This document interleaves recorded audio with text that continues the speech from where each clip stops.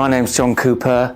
I've been a squash player all my life, but in 2019 I had a spinal abscess which left me in a wheelchair. Because they had a disability section here run by Richard Plenty, he reached out to me while I was still in rehab, and I came along and started playing. My name's Steve McGrath. I thought, you can't do squash in a wheelchair. So I Googled it and had a look on YouTube, and I saw a couple of people playing, and I thought, oh, turns out you can.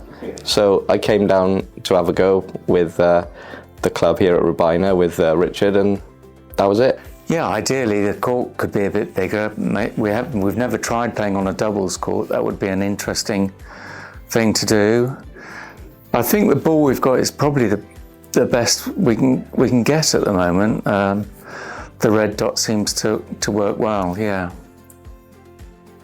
So we've kind of made a couple of our own adaptations which we've based upon other wheelchair sports. So we went with the kind of tennis rule of letting the ball bounce twice, which seems to aid a few more rallies.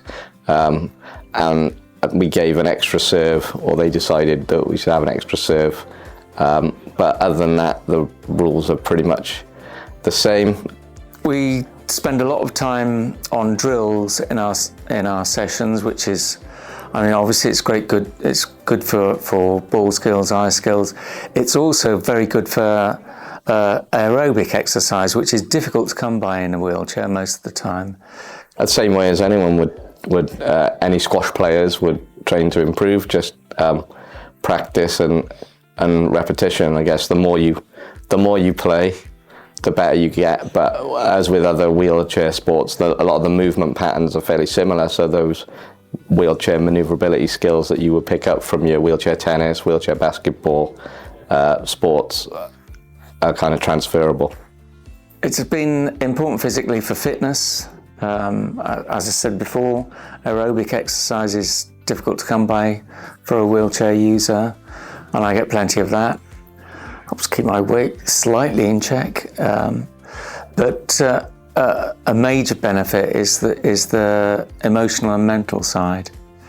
It gets you out meeting people, not only with a similar love of squash, but also very important to me has been meeting other wheelchair users and sort of gleaning a bit of how they cope with life and how they make life good has been important to me. Yeah, you must have a sport in your life, I think. I thought that as an able-bodied person, and I think that's even more important as a wheelchair user.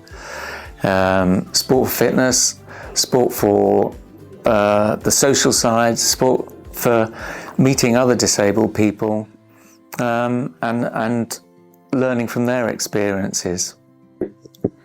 Give it a go. Try and find your nearest club and go and see what it's like for yourself. Yeah, accessibility is a big thing. Although this squash club is very good, it's not ideal. The ramp up to the courts that are accessible is quite steep. We can just about manage it. Things like doors, if they're heavily sprung, then it's very difficult to manage those in a wheelchair. It would be nice to see more players, but as you probably saw from this evening, we're about at capacity for one court. So if we were to expand, we'd need more courts.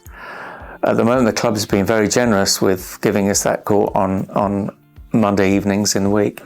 But we'd need more courts and more volunteers to help feed and coach as well. So what I'd like to see is potentially other clubs within Wales trying to replicate some of the great work that they've done here at Rhiwbina, because it is a great setup here, but as far as I know, it's the only one.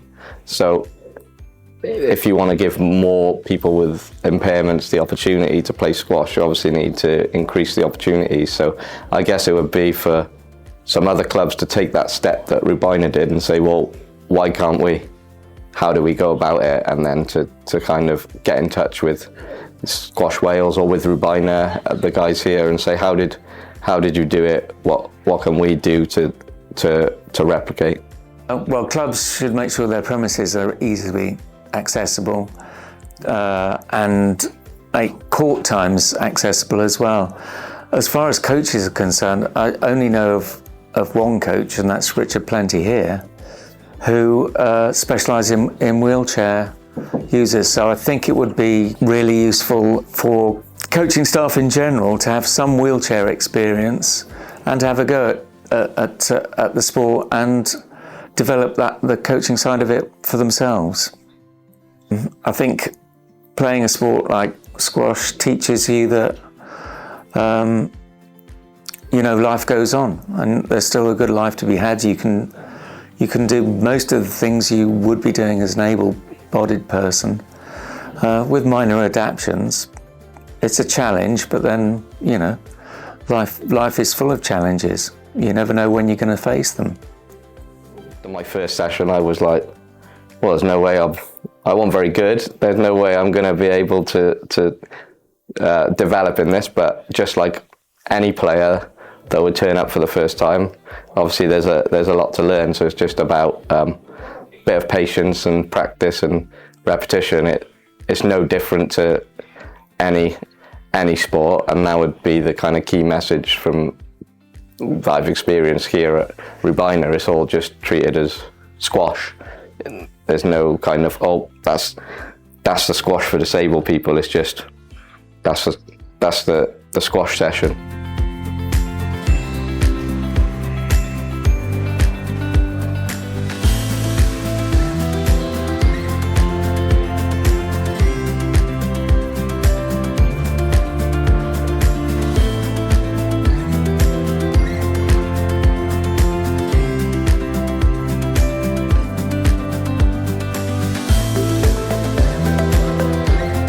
Hi, I'm Richard Plenty. I work as a supervisor on the NHS contract, running the day-to-day maintenance of the hospital, and I volunteer to do disability coaching at Rhiwbina.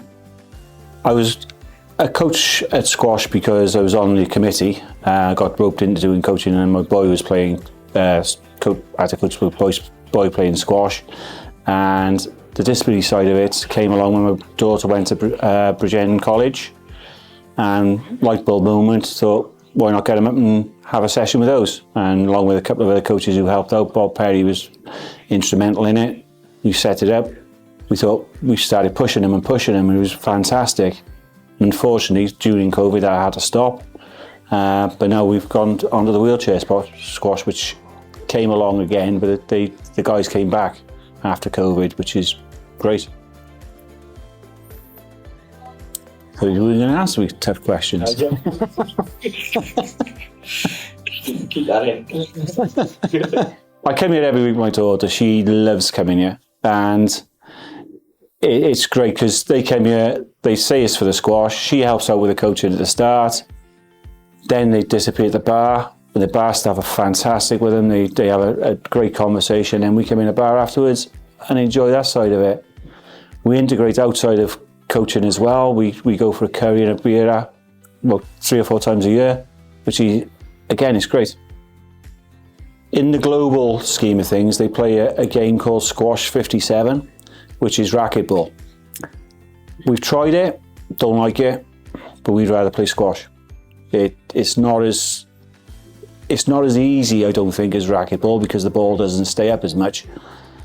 But it's not squash, and I want to play squash. And so the guys, they've preferred to play squash than racquetball.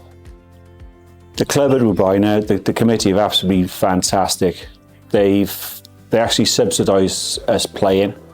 We had a benefactor called Dave Rees who passed away many years ago, and he left money in a bond for the disability section to keep going. The money's run out, and the club still pays our courts. We don't have to pay to use the courts, which is absolutely fantastic for us. But no negative side of things. You used to find it when we first started, people would sort of walk past the glass backs and not even look to acknowledge it because they just didn't want to see it or just didn't know how to react around disabled people. But if you notice in here that everyone's welcome, it's a welcoming club. Why not? Any sport's a good sport. If it gets you out the house and it gets you moving, gets your heart rate up, and you smile, If you smile doing something, why not do it? It has to be taken up in other places. It's taken off in Canada, say Squash 57. There's a guy in France who's doing squash, and he's hoping to come to Britain if we manage to get something off the ground. And it's just people playing it. More people need to play it, and you need more coaches, more disabled coaches, not disabled coaches, people who want to coach disabled people. Although we have disabled coaches, Jamie, who is one of our players, he's helped coaching, so why not? It's like saying, can a complete beginner play squash? Why not? If you're prepared to put the effort in and try, you can do anything you want. There's nothing can stop you.